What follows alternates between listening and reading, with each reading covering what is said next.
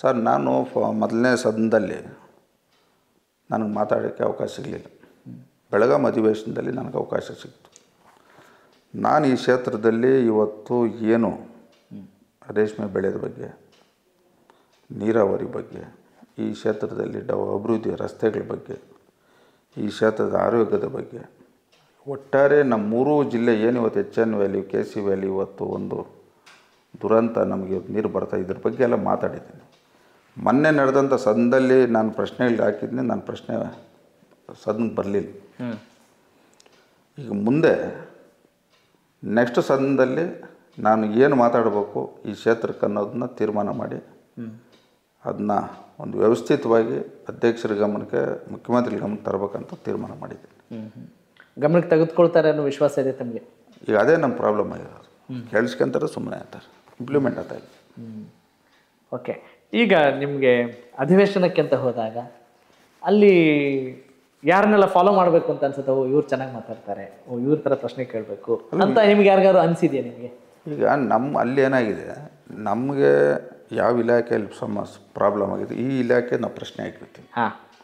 ಅವು ಕೆಲವು ಟೈಮ್ ಏನು ಮಾಡ್ತವೆ, ಚುಕ್ಕೆ ಪ್ರಶ್ನೆ ನಮಗೆ ಮಾತಾಡಕ್ಕೆ ಕೊಡ್ತಾರೆ. ಕೆಲವು ಟೈಮಲ್ಲಿ ಅದು ಉತ್ತರ ಕೊಟ್ಬಿಡ್ತಾರೆ. ಆ ಉತ್ತರ ಹೆಂಗಿರ್ತೈತೆ ಅಂದರೆ, ನಾವು ಕೇಳೋ ಪ್ರಶ್ನೆಗೂ ಅವು ಕೊಡೋ ಉತ್ತರಕ್ಕೂ ಟ್ಯಾಲಿನೇ ಬರಲ್ಲ. ಆದರೂ ಸರ್ ನಾನು ನಿಮಗೆ ಕೇಳ್ತಾ ಇದ್ದೀನಿ, ನಿಮಗೆ ಇಷ್ಟವಾದ ಶಾಸಕರು ಯಾರು ಅಧಿವೇಶನದಲ್ಲಿ ಒಳ್ಳೆ ವಾಕ್ಪಟು ಅಂತ ಯಾರು ಅನ್ನಿಸ್ತಾರೆ ನಿಮಗೆ? ಸರ್ ಈಗ ಅಲ್ಲಿ ಏನಾಗಿದೆ ಅಂದರೆ, ಕೆಲವರು ಅವ್ರವ್ರ ಲಾಜಿಕ್ಕಾಗಿ ಮಾತಾಡ್ತಾರೆ. ಈಗ ನಾವು ಮಾತಾಡಬೇಕಾದ್ರೆ ಕಂಟೆಂಟ್ ಕರೆಕ್ಟಾಗಿರ್ಬೋದು. ಜನ ಒಪ್ಕೊಂಬಿಡ್ಲಿ, ಈಗ ನಮ್ಮ ಚಪ್ಪಾಳೆ ಹೊಡಿಲಿ ಅಂತ ಮಾತಾಡಿದರೆ ಪ್ರಯೋಜನ ಆಗಲ್ಲ. ಹಂಗಿದ್ದಾರೆ ಅಂತೀರಾ? 100% ಮಾತಾಡ್ತಾರೆ, ರಿಯಾಲಿಟಿ ಬೇಕಲ್ಲ. ಅಲ್ಲ ಹೆಸರಿಸ್ಬೋದಾ ಯಾರಾದರೂ ಹಂಗಿದ್ದಾರೆ? ಈಗ ನಾವು ಮಾತಾಡಬೇಕಾದ್ರೆ ಅದರಿಂದ ಸಮಾಜಕ್ಕೆ ಒಳ್ಳೇದಾಗಬೇಕು, ಆ ಕ್ಷೇತ್ರಕ್ಕೆ ಒಳ್ಳೇದಾಗಬೇಕು, ರಾಜ್ಯಕ್ಕೆ ಒಳ್ಳೇದಾಗಬೇಕು. ಅಲ್ಲ ನಿಮ್ಮ ಪ್ರಕಾರ ಯಾರು ಮಾತಾಡಲ್ಲ ಅಂತನಾ? ಸರ್ ಈಗ ಮಾತಾಡೋರ್ದು ಅಲ್ಲಿ ಮಾತಾಡಕ್ಕೆ ಬಿಡಲ್ಲ ಅಧ್ಯಕ್ಷರು. ಹಂಗಂತೀರಾ? ಓಕೆ, ಕೆಲವ್ರು ಮಾತಾಡ್ತಾರೆ ಪಾಪ.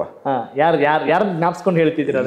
ಅವ್ನು ಹೇಳೋದು ಬೇಡ, ಅವ್ರ ಹೆಸರಲ್ಲೆಲ್ಲ ಮಾತಾಡ್ತಾರೆ. ಮಾತಾಡಿದರೆ ಕೂತ್ಕೊಡ್ರಿ ಅಂತ.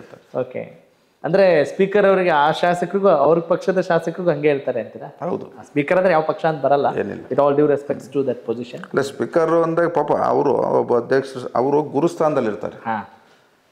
ಈ ಸದನದಲ್ಲಿ ಮಧ್ಯ ಭಾಗದಲ್ಲಿ ಇರ್ತಕ್ಕಂಥವ್ರು ಅಧ್ಯಕ್ಷರು. ಆ ಮಧ್ಯ ಭಾಗದಲ್ಲಿ ಪೂರ್ವ ದಿಕ್ಕು ಮಕ ಕುತ್ಕೊಂಡಾಗ ಅವ್ರ ಗುರುಸ್ಥಾನ. ಹೌದು. ಆ ಗುರುಸ್ಥಾನ ಅನ್ನೋದು ಐತಲ್ಲ, ಸಮಾನತೆ, ಎಲ್ಲರನ್ನೂ ಒಂದಾಗಿ ನೋಡೋಂಥದ್ದೇ ಗುರುಸ್ಥಾನದ ಕೆಲಸ, ಗುರುಗಳ ಕೆಲಸ. ಸರ್ ಅಂದರೆ ನೀವು ಎಲ್ಲವನ್ನೂ ಬಹಳ ಏನು ಡೀಪಾಗಿ ಅಬ್ಸರ್ವ್ ಮಾಡ್ತಾ ಇದ್ದೀರಿ ಅಂತ ನಾನು ಊಹಿಸಬಲ್ಲೆ. ಅಂದರೆ ನಿಮ್ಮ ಪ್ರಕಾರ ಅಲ್ಲಿ ಫಸ್ಟ್ ಟೈಮ್ MLA ಆದವರಿಗೆ ಧ್ವನಿ ಎತ್ತೋಕ್ಕೂ ಆಗಲ್ಲ, ಮಾತನಾಡೋಕ್ಕೂ ಅವಕಾಶ ಸಿಗಲ್ಲ, ಅಂದರೆ ಒಂಥರ ಅಸಹಾಯಕ ಸ್ಥಿತಿಲಿ ತಾವಿದ್ದೀರಿ ಅಂತ. ಸರ್ ಈಗ ಅಲ್ಲಿ ಏನಾಗಿದೆ, ನಾವು ಏನೇ ಹೊಸಬರು ಶಾಸಕರು ಅಲ್ಲಿ ಹೋಗಿ ಸದನದಾಗ ಮಾತಾಡಿದರೆ ನಾವು ಮಾತಾಡೋದು ಕಾರ್ಯಗತಕ್ಕೆ ಬರಲ್ಲ ಅಂತ ನಮ್ಮ ಮೈಂಡ್ ಫಿಕ್ಸ್ ಆಗಿದೆ. ಹೌದಾ? ಇದಕ್ಕೇನು ಮಾಡಿದ್ದೀರಿ, ನಾವು ಇನ್ನೊಂದು ಮಾರ್ಗ ಹುಡುಕಿದ್ದೀರಿ. ಏನು ಮಾರ್ಗ ಸರ್? ಈ ಮಾತಾಡೋದಕ್ಕಿಂತ ಕೆಲಸ ಹೆಂಗೆ ತಗೊಳ್ಬೇಕು, ಈ ಮಾರ್ಗ ಹುಡುಕಿದ್ದೀರಿ ನಾವು. ಏನು ಸರ್ ಸೀಕ್ರೆಟ್ ಏನು ಸರ್? ಅದು ಹೇಳ್ತೀನಿ ಮುಂದೆ. ಈ ಮಾರ್ಗದಲ್ಲಿ ಇವತ್ತು ನಮ್ಮ ಕ್ಷೇತ್ರಕ್ಕೆ ಏನು ಅಭಿವೃದ್ಧಿ ಆಗಬೇಕು, ನಮ್ಮ ಕ್ಷೇತ್ರಕ್ಕೆ ಏನು ಅವಶ್ಯಕತೆ ಅನ್ನೋದು ನಾನು ಫಾಲೋಅಪ್ ಮಾಡ್ತಾಯಿದ್ದೀನಿ. ಈಗ ಮಾತಾಡಿದ್ರೆ ಅನ್ಗಳ್ರಿ. ಅಲ್ಲ, ಬೇರೆ ಫಸ್ಟ್ ಟೈಮ್ MLAಗಳಿಗೂ ಅನುಕೂಲ ಆಗಲಿ ಅಂತ. ಇಲ್ಲ, ಬೇರೆ ಫಸ್ಟ್ ಏನಾಗಿತ್ತು ಅಂದರೆ, ಇದನ್ನೆಲ್ಲ ಬರ್ಸ್ಬೇಕಾಗ್ತದೆ. ಈಗ ಒಬ್ಬೊಬ್ರದ್ದು ಒಂದೊಂದು ಎಕ್ಸ್ಪೆಕ್ಟೇಷನ್ ಇರ್ತೈತೆ. ಇಲ್ಲಿ ನಮ್ದು ಯಾವುದು ಎಕ್ಸ್ಪೆಕ್ಟೇಷನ್ ಇಲ್ಲ, ನೋ ಎನಿ ಎಕ್ಸ್ಪೆಕ್ಟೇಷನ್. ಯಾವ ಅಧಿಕಾರಿಯನ್ನು ಬರಲಿ ನಾನು ತಲೆ ಕೆಡಿಸ್ಕೊಳಲ್ಲ. ಹೌದಾ? ಯಾವ ಅಧಿಕಾರಿಗಳು ಇಲ್ಲದೆ ಕೆಲಸ ತಗೊಂಡು ಶಿಡ್ಲಘಟ್ಟ ಕ್ಷೇತ್ರದ ಶಾಸಕರು ರವಿಕುಮಾರ್ ಅವರು ಕೆಲಸ ಮಾಡ್ತಿದ್ದಾರೆ. ಅಲ್ಲ, ಅಧಿಕಾರಿಗಳಿದ್ದಾರೆ, ಯಾರಾದರೂ ಇಂಥವರೇ ಬರ್ಬೇಕು ಅಂಥವರೇ ಬರ್ಬೇಕು ಅನ್ನೋದಿಲ್ಲ. ನನಗೆ ಪಾರ್ಶಾಲಿಟಿ ಇಲ್ಲ. ನಮಗೇನು ಅವ್ರ ವ್ಯಾಪ್ತಿಯಲ್ಲಿ ಅವ್ರ ಲಿಮಿಟ್ಸಲ್ಲಿ ಅವ್ರು ಕೆಲಸ ಮಾಡಬೇಕು, ಅದು ಕಾನೂನುಬದ್ಧವಾಗಿರ್ಬೇಕು. ಇದು ರಿಯಾಲಿಟಿ. ಅಂದರೆ ನಿಮ್ಮ ಪ್ರಕಾರ ಆಡಳಿತ ಸರ್ಕಾರದವರು ಅಥವಾ ಆಡಳಿತ ಪಕ್ಷದವರು ಯಾವುದೇ ಅಧಿಕಾರಿಯನ್ನು ಹಾಕಿದರೂ ಕೂಡ ನಾನು ಕೆಲಸ ತಗೊಂತೀನಿ, ನೀವು ಕೆಲಸ ತಗೊಳ್ತೀರಿ.